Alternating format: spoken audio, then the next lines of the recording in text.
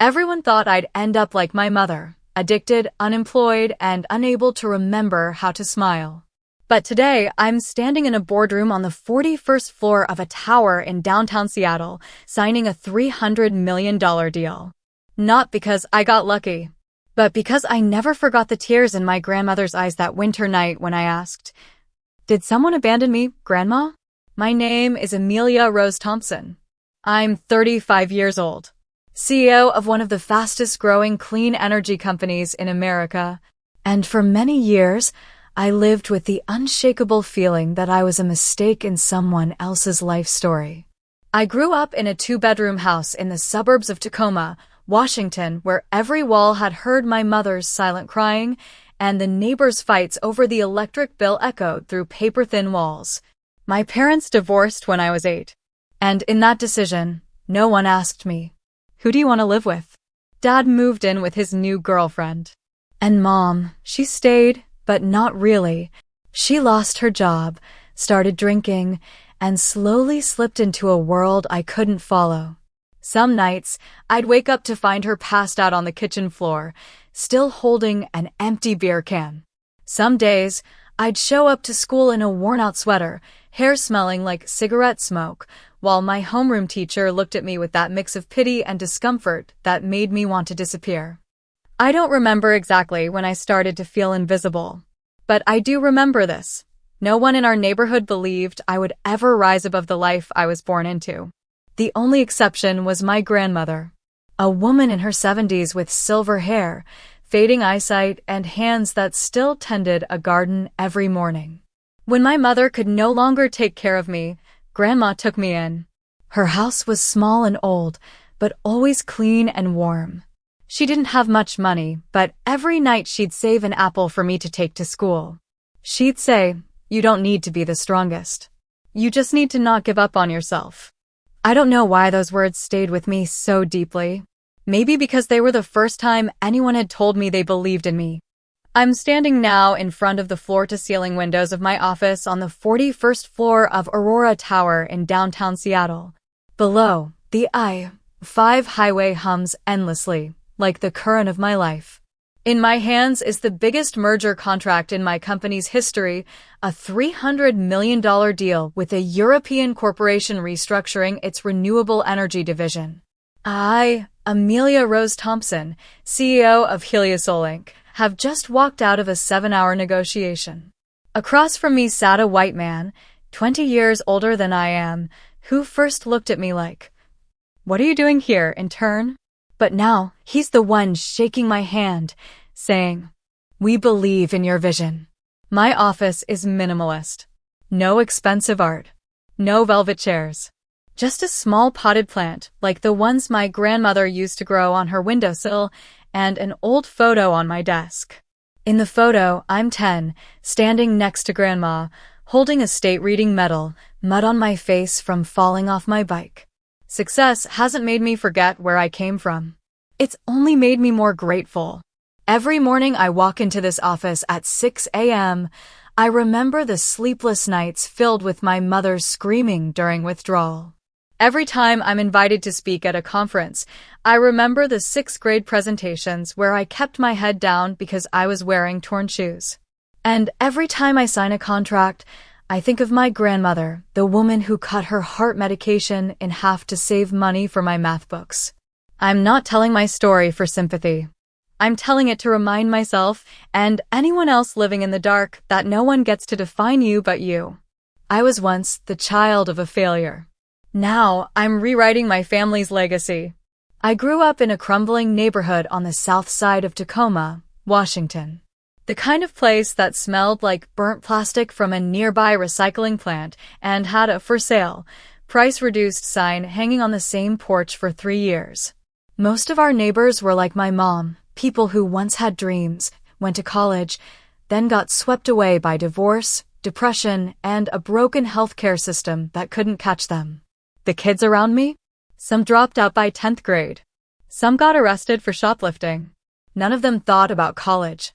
No one thought a little girl like me could dream of running a company. My mother used to be a nurse. But after my dad left, she fell apart.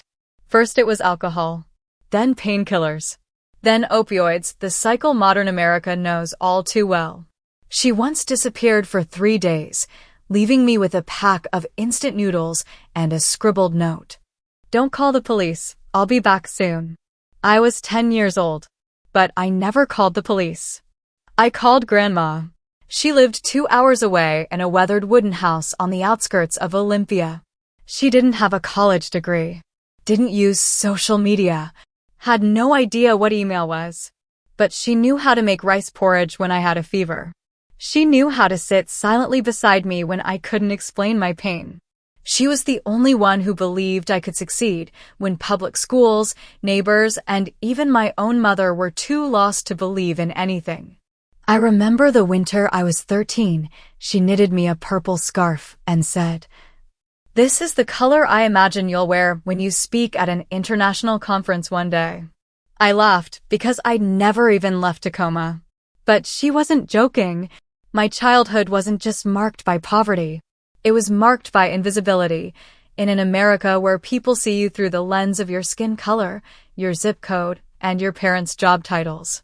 But Grandma taught me something powerful. They can judge you, but they don't get to write your story. I still remember that night like it was just yesterday. February. Cold. Rain poured down, hammering my window like it was trying to tear apart every last dream I had left. I was studying for a midterm in biology when I heard sirens in the distance. At first, I didn't pay attention. Sirens were background noise in Tacoma. It was just part of everyday life. Sirens. Flashes of red and blue. But when those lights flooded my bedroom wall and stopped right outside our house, my heart froze. I ran out to the porch. 3 police officers stood at the front door. One of them looked at me and asked, his voice serious, "Are you Amelia Thompson?" I nodded. "We need you to come with us to the Temporary Youth Support Center. Your mother was arrested tonight for possession and use of narcotics in a residential area. There's no legal guardian on site." I didn't cry. I didn't scream. I didn't ask why. I just felt empty. They put me in the back of a patrol car. I clutched my backpack tightly. The only things inside were a notebook and a dry pair of socks. The youth shelter wasn't far, but for me, it was the longest ride I'd ever taken. I remember the smell of the cracked leather seats. I remember the song playing on the radio, Landslide by Fleetwood Mac. And I remember the glance from one of the officers, the only one who turned to look at me, and quietly said, "You shouldn't have to grow up like this." That night, I slept in a bunk bed under a thin blanket with a fluorescent light that never shut off. I listened to the girl above me cry into her pillow and the sound of the staff talking over walkie-talkies. I didn't sleep. I just stared at the ceiling and thought about my grandma. I silently begged her to come like she always did. But that night, I was alone.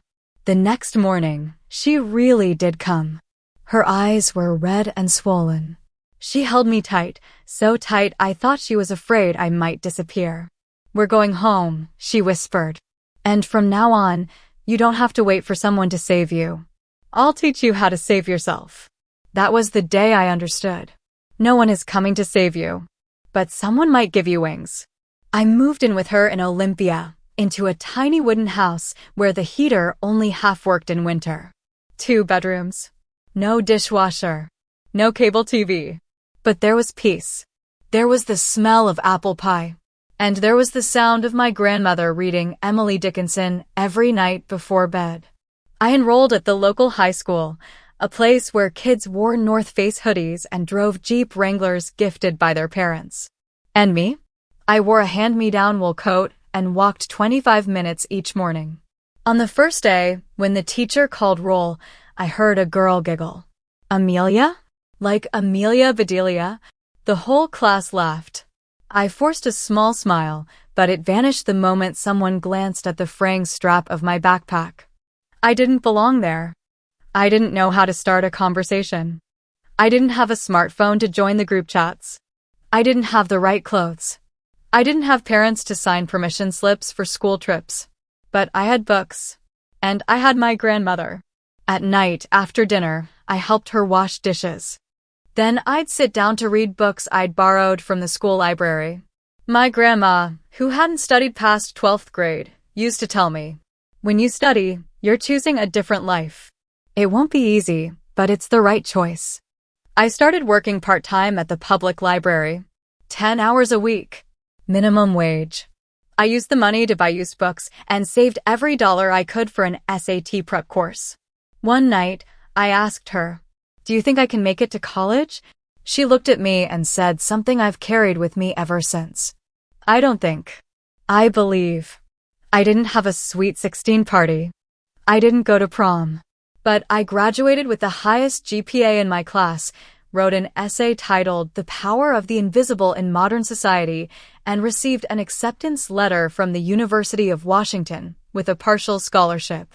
And I still remember that moment, standing by the mailbox, my hands shaking, seeing the school's logo on the envelope, turning to my grandma and whispering, "Grandma, they said yes." She hugged me, said nothing. But I saw the tears rolling down her wrinkled cheeks. For the first time, I didn't feel invisible anymore. In my sophomore year, I was majoring in business and social relations. That weekend, I was working on a group presentation about companies that create positive impact when I got a call from St. Peter's Hospital. "You're listed as the only next of kin. Your grandmother was just admitted after a major stroke. Her condition is critical." I ran across campus in the rain, caught the overnight bus to Olympia. When I arrived, she was in the ICU. Machines were hooked up to her everywhere. The nurse gave me 3 minutes to visit. Just 3. I held her hand. It was thin, speckled with age spots, still warm. But her eyes stayed closed. She couldn't speak. And then, the 3 minutes were up. She never woke up. Her funeral was simple. No music. No flowers. Just me, a few elderly neighbors, and an old white-haired pastor reading verses from the Bible. That night, I went back to the wooden house, where everything was painfully silent. The fridge was empty. My bank account had less than $150. I had no idea how I was going to pay rent. My scholarship had ended, and I had no one to co-sign the next student loan. Then I got an email from the school's financial office. "If payment is not received by the 30th, your enrollment will be suspended." I lay down on the old sofa, stared at the ceiling, and for the first time in years, I wanted to give up. I thought, why am I even doing this? What's the point of trying? She was the only one who believed in me, and now she's gone. I was about to call the school and withdraw. But then I opened the desk drawer, where Grandma used to hide chocolate and old utility bills, and found an envelope. On the front, she had written, "If one day you feel like there's no way forward, open this." With trembling hands, I tore it open. Inside was a check and a small handwritten note. "I've been saving for 15 years, $5 a week from my social support checks and selling baked goods. I'm not rich, but I believe you're meant for something big." The amount, $3,300. Enough to cover the next semester's tuition. Enough for me to keep going. That class only had 12 students, most of them rich kids taking it for an easy A. But Professor Martha Klein was different. She was the kind of person you couldn't lie to, couldn't slack off around, and couldn't forget. The first week, she gave us a strange assignment. "You have $100 and 3 days. Turn it into as much as possible, no online sales, no using personal connections. Operate as if you have nothing but your brain." Our group just stared at each other. The only idea came from me: host a free career counseling workshop at the city library and charge $5 per person for lunch we'd cook ourselves. A couple people laughed under their breath. But I said, "I used to live on $10 a week. Trust me, people will pay for something real." I convinced them to try it. I used my experience working at the library to reserve a room, handwrote posters, and called the Career Center for materials. It rained the day of the event, but over 40 people showed up. Final earnings, $382. When we presented the results to the class, I didn't expect much. But afterward, Professor Klein came up to me and said, "You have something CEOs talk about all the time, but few actually possess: resilience. The ability to bounce back. To find value in the rubble." I blushed, caught off guard. No one had ever said anything like that to me. I never thought of myself as a leader. I was just trying to survive. 2 weeks later, she emailed me. "There's a summer internship at Impact Edge, a consulting firm for nonprofits. They need someone who understands communities, not just theory. I've recommended you." I read that email 10 times. I couldn't believe it. When I got accepted, I cried. Because for the first time, someone other than grandma believed in me, not out of pity, but because they truly saw me. Impact Edge was just a small firm back then. But it's where I learned how to turn knowledge into impact, how to use pain to create purpose. And for the first time, I began to imagine. Maybe I wasn't just going to survive, maybe I could actually succeed. Impact Edge was a tiny office in Seattle, 3 dusty floors in the middle of an industrial zone that smelled like burnt coffee and diesel trucks. I didn't even have a real desk. Just a spot by the printer where I parked my laptop, surrounded by paper stacks taller than my shoulders.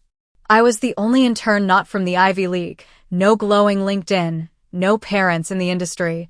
The others arrived in rental cars from the airport. I caught the 6 a.m. city bus and stood for an hour because I couldn't afford a monthly pass. Week 1, someone mistook me for a delivery person. Week 2, they gave me an abandoned Excel project from last year. Week 3, I overheard whispers. "Who is that girl? Where's she even from? Why would Professor Klein recommend her?" I didn't answer. I just worked. I cleaned up files, fixed data errors, rewrote reports, and redesigned charts. At night, I studied PowerPoint, public speaking, and how to hide my exhaustion. Then one day, our team lead got sick and the client presentation wasn't ready. No one volunteered. I stayed up all night and finished it. The next morning, I submitted it on time. A few people still wouldn't look at me. But when the slides came up, the director asked, "Who made this?" It's clear, strategic, excellent. For the first time, they looked at me. Not with pity, with respect. I started getting invited to meetings, then asked for input. The next project, I worked directly with a nonprofit supporting homeless women. They didn't care where I studied. They asked, "Have you ever gone hungry?" I nodded. They said, "Then you'll understand how we want to help them." I didn't just work the job, I lived it, and I realized everything I was once ashamed of, poverty, loss, loneliness, was actually my greatest asset. I didn't become a CEO because I was better than anyone. I became a CEO because I knew how to stand when there was nothing left to lean on. I'll never forget that call from Jason Clark, the executive director. It was a gloomy Friday afternoon. I had just finished a spreadsheet for a big client and was getting ready to leave when my phone rang. "Amelia, there's a new project I want you to lead." Both of us knew I wasn't the first choice. Truthfully, I was the only one left. The project was critical, a nonprofit in financial crisis, needing a full restructuring plan in 3 months. The bigger problem was internal doubt, even within our own company. If this failed, careers and reputations were on the line. I hesitated. Part of me said I couldn't pass up the opportunity. The other part was terrified I wasn't good enough. That night, I sat in my tiny apartment, surrounded by paperwork and project outlines, and told myself, if I can't pull this off, I might never get another shot. I didn't sleep that night. I mapped out a plan, step by step, starting with understanding the nonprofit's current financial situation, all the way to identifying the right team to lead the restructuring. I listened, took notes, did my research, and left no detail unnoticed. The next day, I called a meeting with the team. They were all seasoned professionals, and I was the only one who had never led a project like this before. But I didn't let that stop me. I said, we're starting from scratch. Step 1 is to truly understand what this organization needs. And step 2 is to help them believe they can rebuild their lives, just like we did. Everyone looked at me seriously. For the first time, I didn't just feel like a part of the team, I felt like I was leading it. For the next 3 months, my team and I worked nonstop. We restructured the organization from the ground up, from financial management to strategic development. When the project ended, it was a resounding success. The nonprofit not only escaped its financial crisis, but came back stronger than ever. That time, I didn't just earn the trust of my superiors, I earned the respect of my peers. The same people who once looked at me like I had no future. When Director Clark called me into his office, he said, "Amelia, you did a great job. You didn't just complete the project, you proved you can lead." I didn't cry, but I knew that moment changed my life. I hadn't just found an opportunity, I created one for myself. I stood on the rooftop of the Impact Edge building, looking out over the glowing city streets. A strange feeling washed over me, not pride, but a quiet loneliness. Becoming CEO of a growing company was never something I had imagined. I always thought I'd be the one watching from the sidelines, learning from others. But now I was the one at the top, and it felt like no one remembered the girl who used to ride the bus to work every day. There were nights I couldn't sleep. The company was thriving, but with that came growing pressure from investors and partners. I was constantly faced with tough decisions, some of which weren't always morally clear. One time, I received a proposal from a major investor. They wanted me to help them acquire a small company that had potential, but was struggling. The deal would bring short-term profit to Impact Edge. I sat in my office, staring at that email. A question echoed in my head, one I couldn't shake. How do I stay ethical when every decision feels like a trade-off between profit and principle? The next day, I met with our CFO, Tom, someone I trusted deeply. I asked him, "Tom, if we buy this company, are we going to hurt the people who work there?" He looked at me, his eyes heavy. "You could go through with it, and no one would know. But if you do, a lot of people will be affected." His words snapped me out of it. I realized that while I could keep chasing growth, it wouldn't mean anything if I lost the respect I had worked so hard to earn. I chose not to sign the deal. I told our shareholders we would find another way, one that wouldn't cost us our values. That decision wasn't easy. I knew there would be pushback, even from people with real power. But deep down, I understood something important. True success isn't just measured by profit, it's measured by the kind of respect that only comes from doing the right thing. Looking back at the company I helped build, I realized this. No matter how high you rise, it all means nothing if you lose yourself along the way. Everything came crashing down on a day I'll never forget. During a high-stakes strategy meeting, I made the call to halt a promising project. It caused a rift between me and several shareholders. Some left, and the consequences were harsher than I expected. But the most painful blow came from home. My mother passed away suddenly from a stroke. We couldn't save her. I hadn't been there during her final months, too caught up in work, meetings, and everything I thought mattered. In the face of that loss, I felt torn between two worlds. One world was full of shareholder calls, financial reports, and executive meetings. The other was the silence my mother left behind, the childhood memories I had buried, the haunting loneliness that never really left me, even after I had everything: money, power, recognition.